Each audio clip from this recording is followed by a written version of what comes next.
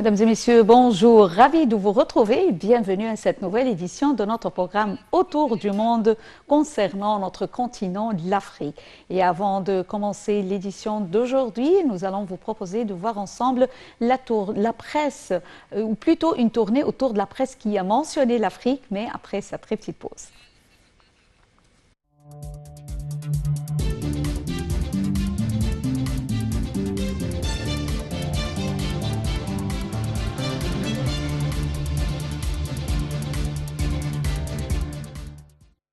Et commençons l'émission d'aujourd'hui de notre programme Autour du monde avec la RFI.fr qui titre RDC, incursion de milliers armés à Lubumbashi. La ville de Lubumbashi, au sud de la RDC, a fait l'objet ce dimanche 14 février au matin d'une incursion de miliciens armés. Selon le maire de la ville, des hommes armés ont tenté d'attaquer deux dépôts d'armement de l'armée régulière. Le bilan provisoire, selon le maire de la ville, fait état de 11 personnes tuées, dont 4 militaires. Côté assaillant, l'autorité urbaine parle de 6 morts, mais aussi d'un civil atteint d'une balle perdue. Enchaînons avec TV5, Centrafrique, le second tour des législatives fixe au 14 mars. Les électeurs centrafricains voteront le 14 mars pour le second tour des élections législatives dans certaines circonscriptions et pour le premier tour dans celles où le vote a été empêché par des violences ou annulé pour irrégularité. C'est ce qu'a annoncé samedi le président Faustin Archange Touadéra. Le corps électoral de la République centrafricaine est convoqué pour le second tour des élections législatives pour certaines circonscriptions électorales et le premier tour pour d'autres dimanche 14 mars 2021 selon un décret du chef de l'État. Enchaînons avec Huffington Post où nous lisons « Guinée, épidémie Ebola avec plusieurs cas confirmés et des décès ». La Guinée est à nouveau en situation d'épidémie à la fièvre hémorragique Ebola 5 ans après la fin de la précédente épidémie, après la confirmation de 7 cas, dont 3 mortels apparus dans le sud-est du pays. C'est ce qu'a indiqué dimanche le patron de l'agence sanitaire guinéenne. Le ministre de la Santé, Rémi Lama, a pour sa part évoqué samedi soir un bilan de 4 morts. Enchaînons avec Jeune Afrique. Sans Macron, l'avenir de Barkhane au menu de sommet du G5 Sahel à N'Djamena.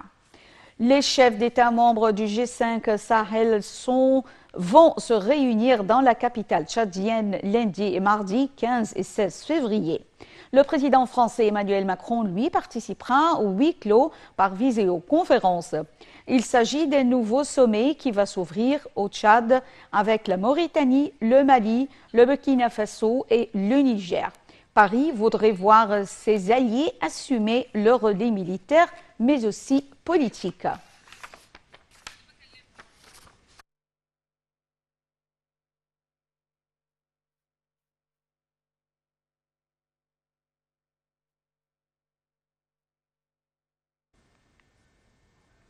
Un total de 3 717 923 personnes sont infectées sur le continent africain en date de vendredi 12 février selon l'Agence de la santé de la Commission de l'Union africaine. L'Afrique australe est la région la plus touchée du continent en termes de nombre de cas d'infection confirmés, suivi par l'Afrique du Nord, selon l'agence. L'Union africaine a récemment souligné que l'épidémie au cours n'est pas seulement une grave urgence sanitaire, c'est aussi une grave crise économique et sociale. Dalia Karam nous donne plus de détails. Le nombre de cas confirmés d'infection au nouveau coronavirus sur le continent africain a atteint 3 715 923 vendredi matin. Selon le Centre africain de contrôle et de prévention des maladies, le CDC Afrique, le nombre de cas signalés en Afrique représentait environ 3,5% du total mondial. L'agence a également signalé 97 299 décès dus au Covid-19 avec un taux de létalité de 2,6% et représentant 4% des décès signalés dans le monde. Le continent a enregistré 3 256 433 personnes guéries selon l'Agence continentale de contrôle et de prévention des maladies.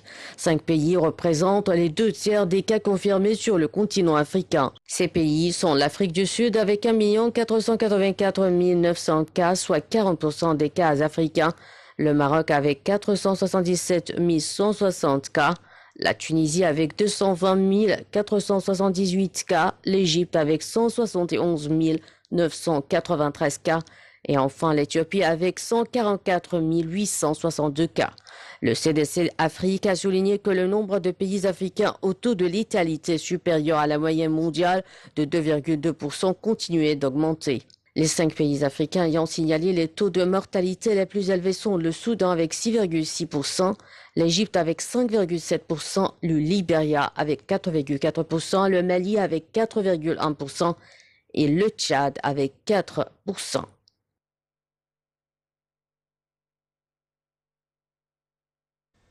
En Afrique, l'ampleur de l'épidémie de Covid-19 reste une grande inconnue. Un an après l'apparition du premier cas, le continent va franchir la barre des 100 000 décès avec un peu plus de 3,7 millions de personnes infectées. Mais en l'absence de dépistage massif, ces chiffres sous-évaluant la réalité. Et j'ai le plaisir d'avoir actuellement avec moi en ligne Docteur Raouf Ghafar, analyste politique, qui va nous parler de cette question. Bonjour, docteur Raouf Ghafar. Bonjour. Bonjour. La rapidité avec laquelle les gouvernements ont réagi au printemps 2020 pour prévenir la propagation du virus Covid-19 en fermant les frontières, en adoptant des mesures de confinement. Alors, croyez-vous que ces mesures ont aidé à freiner la prolifération de la pandémie? Oui, c'est-à-dire oui et non. Malheureusement, cette pandémie maintenant se propage partout et ça change. Donc, il y a des nouveaux virus qui apparaissent et ça pose un très, très grand problème pour tout le monde. Certainement, Afrique a souffert. Donc, le confinement aide à contenir un peu la pandémie, mais ce n'est pas c'est-à-dire même les pays qui ont appliqué ce confinement et ont pris des mesures très, très strictes, ils souffrent toujours. Donc, ça aide, mais ce n'est pas la solution finale, disons. Oui. Docteur Raouf Ghafar, quel est l'effet de la prolifération du coronavirus sur le continent africain et surtout sur le plan économique? C'est malheureux parce que l'Afrique n'est pas riche. Elle est riche en ressources, oui, mais ce n'est pas bien exploité. Donc, on a des problèmes financiers. Le confinement aide à compliquer encore la situation en plus. Donc, l'Afrique, c'est le continent, à mon opinion, qui a souffert le plus sur le plan économique. Et nous espérons bien que ça ne prend pas encore plus de temps, mais en principe, les pays africains dépendent sur les aides, disons, les coups de main qu'ils reçoivent des autres pays et africains et européens, peut-être des financements, des dons, des prêts des agences internationales financières, etc., pour essayer de, disons, combattre la pandémie et pour essayer d'aider leur économie à justement résister. Donc, vous voyez que on peut dire que la communauté internationale a un rôle à jouer pour aider l'Afrique à surmonter cette crise? Absolument, africaine et internationale. C'est ça. Oui. Et les pays aident. Nous avons d'ailleurs remarqué que l'Égypte était toujours là. Elle a présenté des aides sur le plan équipement, sur le plan personnel, médical, etc., à tous les pays africains qui ont demandé ça, pour essayer d'aider justement tous les pays qui n'ont pas la force économique qui leur permette de faire ça. Docteur Raouf Ghafar, quelles sont les chances de l'Afrique pour accéder à des doses de vaccins efficaces vu les ressources limitées de vaccins? Ça, c'est encore un grand problème parce que nous remarquons que les sociétés qui produisent ce vaccin, ils donnent disons, une priorité malheureusement aux pays qui peuvent leur payer, pays industriels, pays, disons, européens et américains, et les pays africains n'ont pas la même chance. Et ça, c'est encore un grand problème. Nous voyons que le pourcentage de vaccins comparé à la population de l'Afrique est très petite. Et même avec la Chine, par exemple, présente des quantités gratis, etc., mais ça ne suffit pas. Et ça encore, c'est un des défis que le continent africain confronte à propos de cette pandémie. Donc, encore une fois, il faut justement que tout le monde et la communauté internationale trouvent une solution pour que le continent africain reçoive une quantité de vaccins qui soit raisonnable à comparer à la population. Aux autres pays, oui. Nous vous remercions infiniment, Dr Raouf Ghafar. Merci pour ces explications et bonne journée. Retournons avec le Nigeria et ce vendredi a sonné l'heure d'une grande victoire pour les premiers Nigérians qui accusent la multinationale Shell de fuite de pétrole ayant gravement pollué 3 villages dans le delta du Niger. La Cour suprême britannique a donné raison aux plaignants et les a autorisés à poursuivre la campagne pétrolière devant les tribunaux anglais. Ce verdict, qui constitue une victoire pour les communautés après une bataille de 5 ans, annule une décision de la Cour d'appel. Voyons ensemble ce commentaire signé Dalia Karam. La Cour suprême britannique a autorisé vendredi 12 février des dizaines de milliers de Nigérians à poursuivre le géant pétrolier Shell au Royaume-Uni pour les dégâts à l'environnement infligés par des fuites d'or noir. Le delta du Niger est la zone la plus importante en Afrique pour l'activité des compagnies pétrolières. Ils sont au total 42 500 villageois du delta du Niger à avoir saisi la Cour suprême britannique afin de faire condamner le géant Shell pour son exploitation pétrolière peu respectueuse de l'environnement.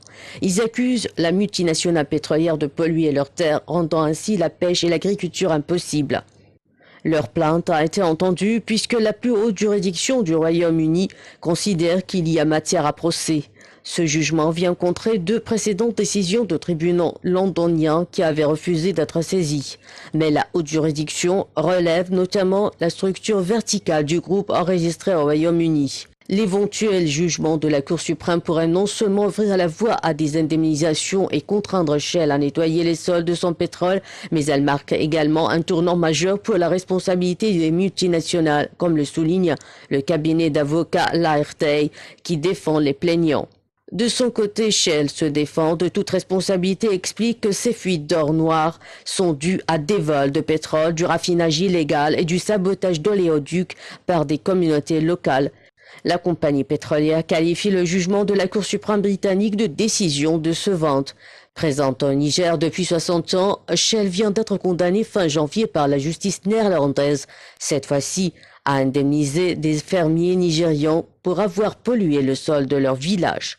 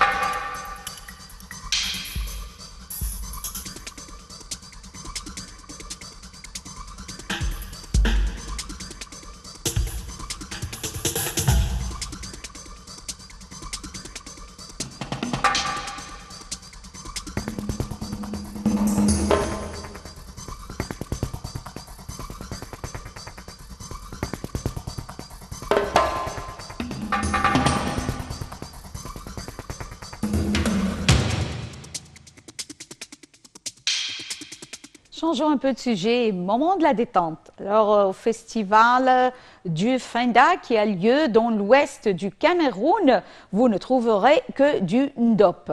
Ce tissu et ses dérivés font partie de la vie et de l'ADN de ce peuple qui le porte avec fierté à chaque cérémonie traditionnelle. Shams Nemi nous donne plus de détails.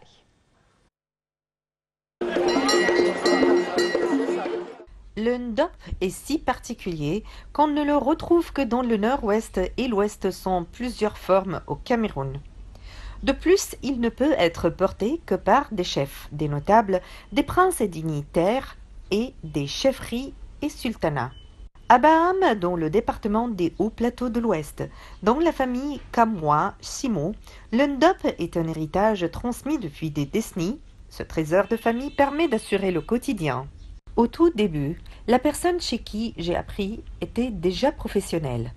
Et elle faisait uniquement ce travail moi-même. J'ai appris d'elle et j'ai eu plus de connaissances. En retour, je me suis mariée, j'ai fait mes enfants et je leur transmis ce savoir. C'est ce qu'a dit le pionnier du ndop.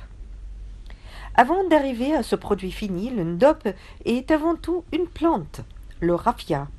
Une sorte de palmier dont les fibres servent à la confection de ce tissu traditionnel. Goethe Martine se charge de rassembler des matières avant de passer au tissage. Avant de commencer le travail, on part à ramasser des éléments de la fumée, on trempe dans l'eau, on tape et on sèche. On cherche les fibres de raffia, on arrange et on sèche, après on enlève et on commence à tisser comme ça. Le ndop est porté que par des chefs, les notables des princes et des dignitaires, des chefferies aujourd'hui. Plusieurs jeunes gens, à l'image d'Herman Hugo, tentent de le démocratiser et le rendre plus accessible à la jeune génération, moins en contact avec la tradition Bamileke. On a constaté que beaucoup de jeunes ne s'intéressent plus à leur culture, qui sont en train de faire le tissu du ndop. C'est un tissu réservé aux rois, aux notables de la chefferie. Herman Yungu s'est donné pour mission de défendre ce tissu à travers son association et qui a pour but d'éduquer les jeunes sur cet héritage et sa valeur culturelle pour les peuples. Avec ce commentaire, nous arrivons à la fin de cette édition de notre programme Autour du monde. Et merci pour votre fidélité et bonne journée. Au revoir.